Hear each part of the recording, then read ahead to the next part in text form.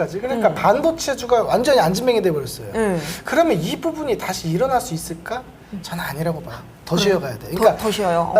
하나의 틈새가 나와야 되는데 네. 지금 기존의 주도주를 제가 저번 주, 저저번 주에 반도체하고 바이오 두 개만 계속 연실 얘기했거든요.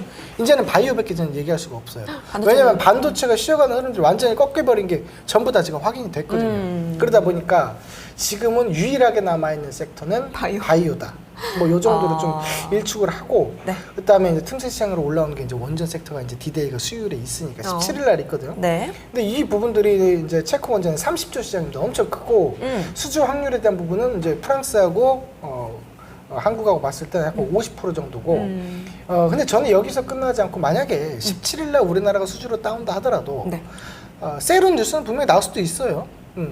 근데 이러한 부분들이 결국 미국 향으로 또 갈 수 있다라고 보는 거죠. 왜 그러냐면 어제 어떤 얘기가 나왔냐면은 물론 있던 얘기입니다만 그 오픈 AI가 네.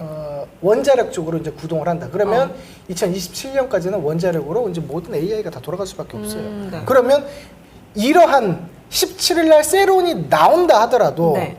다시 봐야 돼요. 그때 가서. 네, 다시 봐야 돼요. 그렇기 때문에 이번 주 넘어가면서부터 원전주 관련 체크를 다시 한번 해보자. 저는 원전주를 볼 때는 우리 기술을 보고 네. 우리 기술 뭐 그다음에 한전기술, 그다음에 우진엔텍이라든지 뭐 이러한 종목들, 네. BHI 계속적으로 확인을 좀 해야 되지 않을까라고 보고 네. 우리 기술 같은 경우도 지금 차트를 보시면 아시겠지만 일봉 차트를 잠깐 올려주시면 네. 좀 캡선수 많이 뜨고 있어요. 1분봉을 틀어놨네요. 일본. 네. 일봉으로. 네, 일봉을 보시면 네.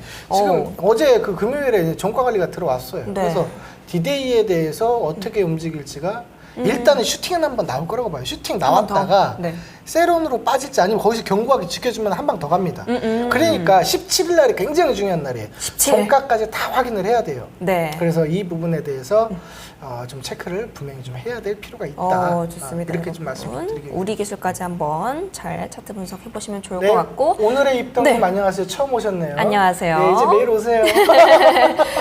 아이디가 오늘의 입덕이세요. 오늘 입질 좀 하셔야 되는데. 네, 그러니까 저희 채널에 아주 제대로 입덕하시길 네, 바라겠습니다. 입덧 아닙니다. 입덧은 무슨 입덧을 갑자기 왜 얘기하세요? 예. 좋습니다. 예.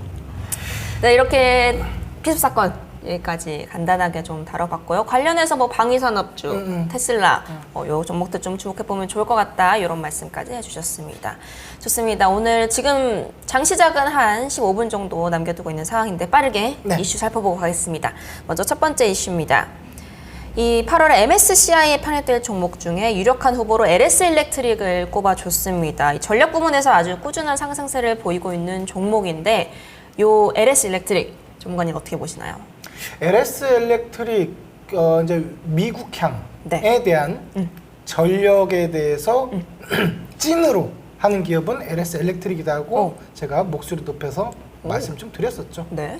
자, MSCI 지수에 편입이 된다. 이 편입되는 조건인 실질적으로는 시가총액입니다. 그렇죠. 그러니까 시가총액이 그러니까 조 단위 이상으로 시가총액이 있어야 외국계 자본이 들어와야 된다. 뭐 이런 그냥 취지로만 받아들이시면 좋겠고 어쨌든 이 부분에 들어가기 위해서 시가총액을 일부러 하드캐리하면서 끌어올리는 부분들도 실질적으로 됩니다. 네. 그래서 이제 편입이 되면 오히려 안 올라가는 오히려 안 올라가는 네. 그런 현상들도 많이 나오죠. 네. 지금 우리 기술도 아까 방금 말씀드렸는데 좀 흐름이 좋게 나오는 것 우리 같아요. 기술 빵빵 나옵니다. 빵빵. 그러니까 수급이 장난 아닌데요. 자, 우리 기술 빵빵이 나오죠. 네. 17일 날, 그러니까 저는 전략적으로 말씀드렸습니다. 17일 날 수요일에 되든 안 되든 우리나라가 체코 원전 쪽으로 되면 좋겠지만 전 되리라고 봐요. 네. 근데 결과적으로는 되든 안 되든 세론이 나올지 한 번 더 널뛰기를 위로 올라갈지는 체크를 해야 되겠지만 중요한 거는 그게 아니고 그 이후에 미국 시장이라고 그랬어요. 네. 그래서 원전 같은 경우 계속적으로 체크를 좀 하자. 원전. 자, 그리고 트럼프 쪽으로 해서 제가 개별주에서는 일신석재를 석재형 아까 말씀드렸었죠. 석재형을 일신석재. 좀 말씀 좀 드렸었고 뭐 어떻게 아직 시작 안 했네요. 뭐 어떻게 시작할지 좀 보시면 되겠고요. 네. 야따 석재형 뭐 점 찍었다가 석재 가나요? 이거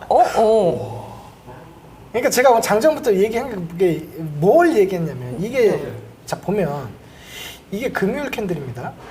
금요일 캔들인데 일봉으로 해석했을 때는 이게 단기 쌍봉으로 만들어지고 있을 수 있어요. 네. 그럼 분봉에서 매물이 있었냐를 봐야 되는데 분봉 매물이 있었습니다. 보시면은 여기에서 이게 떨어질 때 매물이 있었어요. 네네. 그렇기 때문에 일부 여기를 돌파했을 때 1420원 정도 돌파했을 때 하자라고 얘기를 하려고 했는데 너무 많이 떠서 이렇게 가버리는 거예요. 너무 가버렸어요. 이게 트럼프 관련주에서 이게 대장이거든. 근데 어. 얘가 여기를 만든다는 건 뭐냐면요. 네. 지금 잘 보시면은 계속 하방 나오다가 이제 거래량 그래요. 실려놓고 이제 들어오는 거예요. 그렇다는 네. 것은 이 박스권이라고 이거를 해석을 했을 때 자 보시면은 여기까지 이게 박스권인데 이 전에 올라왔던 자리가 여기가 중심권입니다. 네네. 그럼 얘가 가야 할 자리가 거기까지 가야 결국 요 되는 중심 거예요? 잡으러 가야 돼. 2,500원까지 한번 때려줘야 되거든. 왜냐면 얘가 버티고 있기 때문에 이게 한 20년 전에 캔들이거든요. 네. 근데 이걸 무시하면 안 돼요. 보면은 지지와 저항대로 봤을 때 여기 근사치 값이라도 한번 땡겨줘야 돼요. 네. 그래서 오늘 같은 경우는 좀 들어가기가 좀 겁나죠. 너무 많이 떴잖아요. 겁나기 때문에 단기 이평선에 맞아 들어왔을 때 얘가 어떻게 움직이지 좀 버티는 흐름들이 있고 거래량 확 죽여버리면 네. 그때 들어가는 거예요. 들어갔다가 거래량 터트리고 쭉 슈팅 나오면 그거 먹고 나오면 먹고 된다는 나오죠. 거죠. 그래서 그러한 관점에서 한번 체크를 해보면 괜찮다.